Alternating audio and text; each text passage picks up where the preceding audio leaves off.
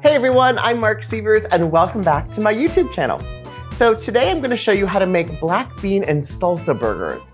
They're so delicious and they have become a fast favorite in our house. Ryan, who really doesn't love veggie burgers all that much, thinks these are phenomenal, but I did make them, so of course he should think that. But there's a couple really easy steps to make sure that your black bean and salsa burgers at home turn out absolutely perfect. So let's get started. So we can't make black bean and salsa burgers without black beans. And my little tip for getting these black beans ready to be turned into burgers is I've taken 2 cans of black beans and I rinsed and drained them, and then I laid them out in a single layer on a half sheet pan, just like this. I baked them at 375 for 8 minutes. I tossed them, put them back into the oven to continue cooking for another 5 minutes. And what that does is it helps get all of the excess moisture out of the bean so we don't end up with soggy black bean burgers. Blah, who wants that? And I've just put them in a large bowl and I've just used a dinner fork and just mashed them. You don't have to worry about if every single black bean is mashed perfectly. Ones that are a little bit bigger or a little bit smaller are going to add some great texture into your burger. So I'm going to put that aside. And the next thing we need for our black bean and salsa burgers is salsa. So I just have a great store-bought can of salsa and Hercules, not quite. And I'm using the chunky kind of salsa. And you can use as spicy or mild as you want. What I think is great about the chunky version is that there's not a lot of liquid to this. If you open up your jar and it's really watery, I would strain it. And because remember, we're trying to not add liquid to our black bean burgers, we just want to add flavor. And I'm going to add about a cup. That looks pretty good. And some lime zest. So thinking lime zest in a burger, it's absolutely delicious. So I'm just using a rasp here and I'm zesting my lime right over the bowl. And I've told you this in all kinds of videos in the past. When I zest citrus, I love to do it over the bowl because all of the essential oils are going to get into your recipe versus onto your cutting board. And essential oils means flavor. So this is going to give a nice kind of citrusy zing to these burgers. And that looks pretty good. The next thing we're going to add to this is avocado. So it might seem odd to add avocado inside a burger, but it makes them so creamy and it adds amazing flavor. So to cut an avocado, let me give you a little overhead view.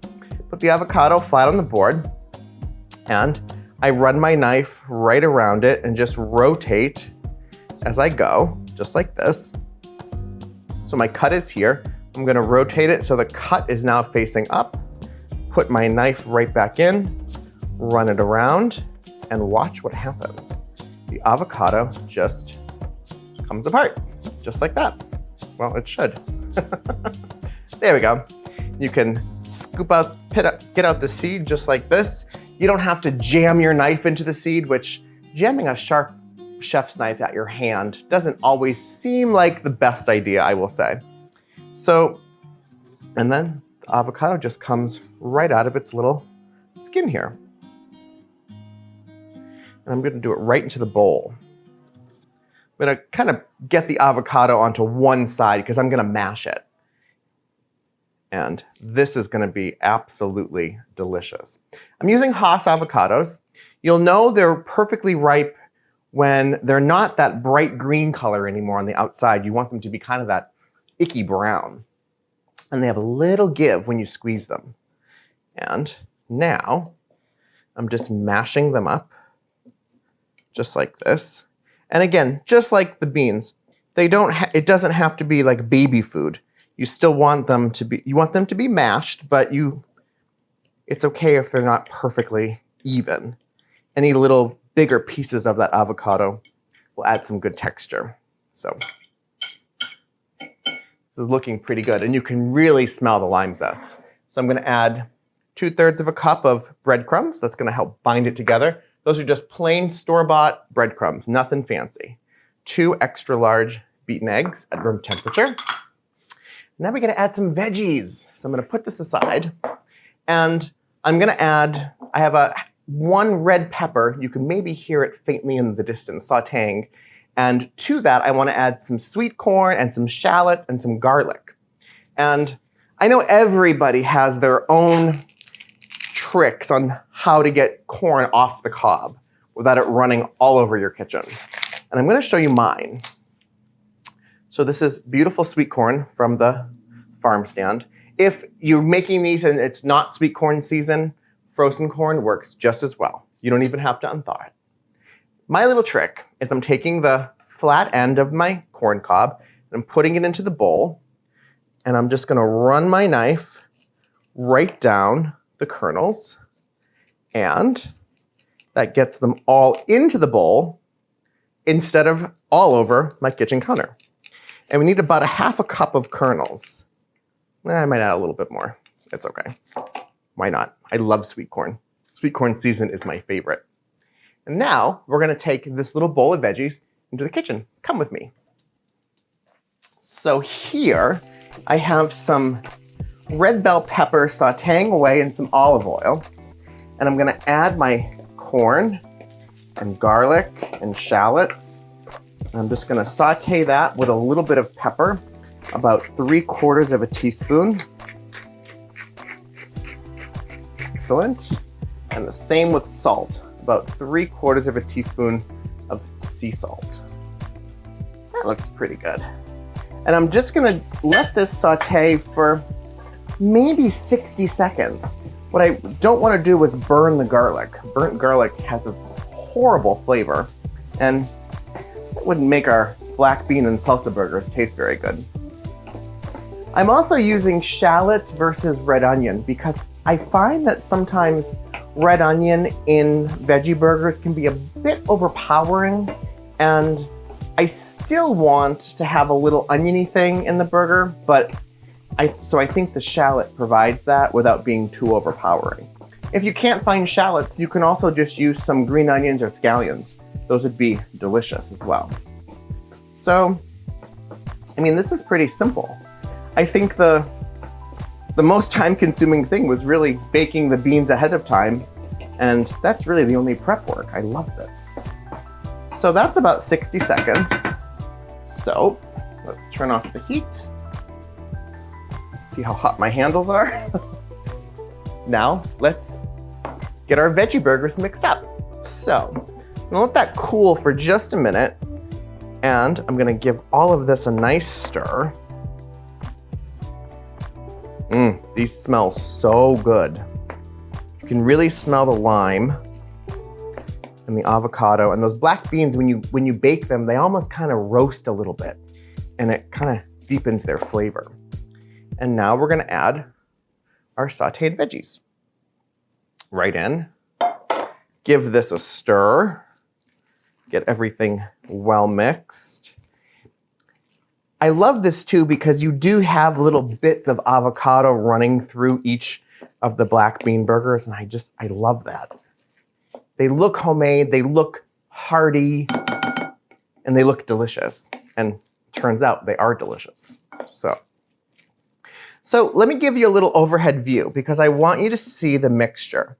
So it's not by any means dry, but it kind of holds its shape. See, I'm turning it to the side. So it's not watery, it's not dry. This is the perfect consistency. So now we're gonna make them into patties. So I have a sheet pan lined with a piece of parchment paper.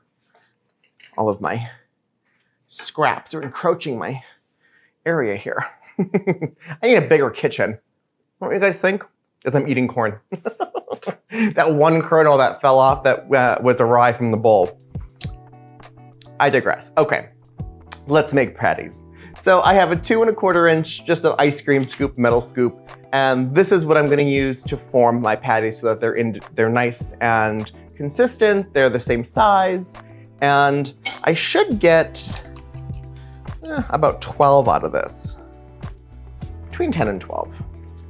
So you can see, I'm not taking the scoop and cramming this down and smashing it up against the side. I don't want to compact this too much because I still want there to be a lightness to them. And you can see that when you scoop them, oh, and they smell so good. I'm putting them fairly close together. We're gonna form them into patties when all of them are scooped. But look at this one. This one, that person, give a little overhead view. That person who gets that big piece of avocado is gonna be the winner of these veggie burgers. It's kind of like when you eat guacamole and you get a whole piece of avocado, you feel like you're winning at life. That person's gonna feel exactly that when they take a bite. Look at how beautiful these are. This isn't something I will say that you should really put on a grill. They're a little too delicate to be on a grill. If you have a grill pan, that will probably be fine, but I just bake them in the oven. So, and what did I say? About 12.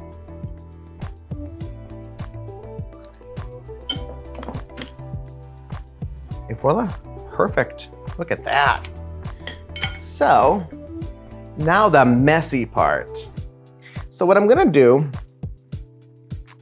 is take them and just kind of gently form them, pat them down, and just like that.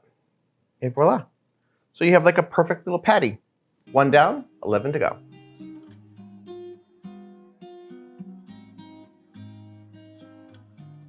Not too bad, pretty quick. So these, it's a messy job. These are gonna go into a 375-degree oven, and they're gonna bake for between 25 and 30 minutes. So let's go. Into the oven they go. Set my timer, wash my hands, and I'll see you guys soon. All right, so my veggie burgers are finished. So what I did is I baked them for about 20 minutes, took them out, flipped them, baked them for another 10, and now they're perfectly cooked. And as you can see, one of them magically has some cheese on it. Well, that's kind of my little tip. What I like to do is right before they're finished baking, I'll add on maybe some pepper jack cheese or some, this is just a nice sharp cheddar. Because of the flavors of these burgers, I don't want to do anything like a Gruyere or something like a Havarti. I want to keep it kind of like pepper jack or some nice cheddar, something that's Mexican inspired. And now I can build my burger. So I have some toasted brioche buns. I've never known brioche to hurt anything. Look at that, yum. Got some lettuce, perfect. Lettuce does not want to stay on my burger.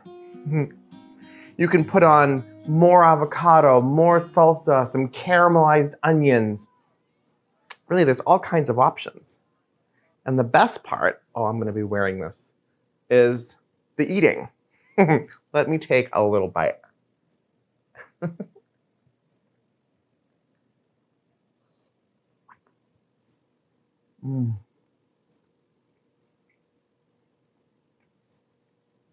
That is so delicious. I know it's kind of rude to talk with your mouth full, but when something is this good, that rule goes out the window. Head over to marcsievers.com for the full written recipe for my black bean and salsa burgers. Please subscribe to my channel, give this video a thumbs up, and I will see you guys next time. Happy veggie burgering. I've got some eating to do.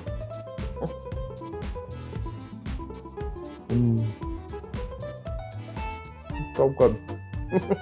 Bye, guys.